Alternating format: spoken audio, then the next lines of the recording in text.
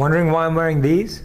You might have a pair too. Studies show that 85% of people worldwide hate their jobs. Considering the average person spends over 90,000 hours at work in their whole lifetime, I think this is important to talk about. And it kind of affects parts of our life without us even knowing. Couples in relationships where one of the partners spends 10 or more hours at work on average in total are more likely to get divorced twice as much. I want the toilet seat left the F down. 25% of employees say that work is their number one cause for stress, and 40% of people say that their jobs are just extremely stressful.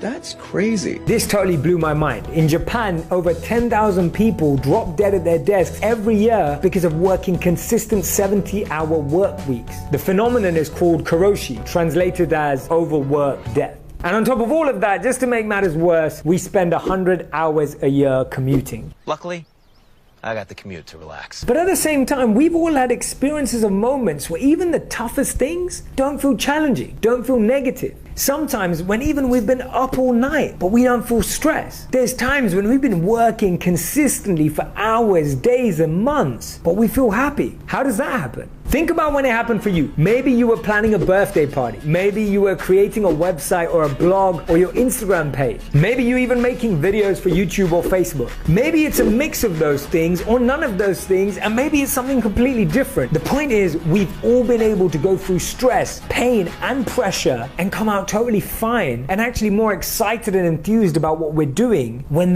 what we're doing is what we love. And that's why Kelly McGonigal in her book, The Upside of Stress, says that when you're doing something that you love, something that's meaningful, something that's purposeful, you're able to go and experience greater heights of stress than you ever have or thought possible.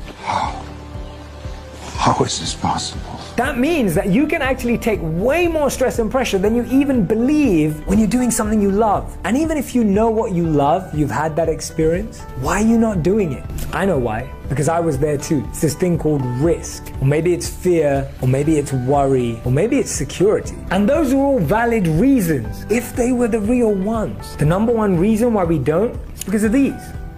The golden handcuffs. They're real. We're so dependent on that salary, the money that we've got used to, a lifestyle, that we're willing to trade what we really love and want for what we think we need. Maybe sometimes we're overcommitted. You've got a big mortgage on the house. You're used to fancy things. You're used to traveling 3 or 4 times a year. We get addicted to these. More, I want more. But let me ask you this. What if there was a possibility to start something with no risk at all and you were guaranteed to be successful in it? What would you do? What if you could quit your job? Not today, but soon.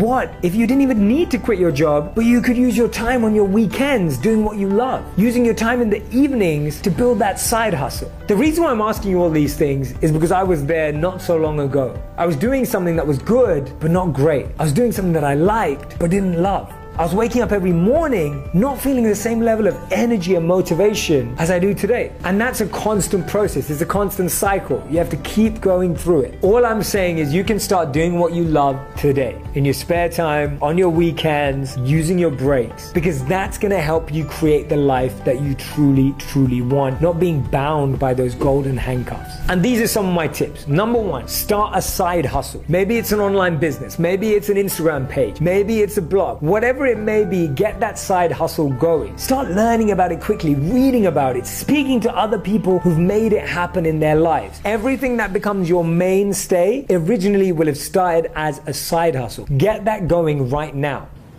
Okay, I will. Tip number 2, don't waste your weekends and evenings on Netflix. Please use them to be creative, express yourself, connect and network with the right individuals. Go out to events, go and do a course, go and do an online course. There's so much access out there to knowledge. Use your time wisely to be educated more than just being entertained. And number 3, experiment and test. Experiment and test. Keep experimenting with new ideas, speaking to new people, getting people to be sounding boards, testing out things that you thought would work. Not only will you start seeing that you're learning a lot more, but you'll start seeing progress. And ultimately, that's all you need. We don't need to find perfection. We just need to feel progress.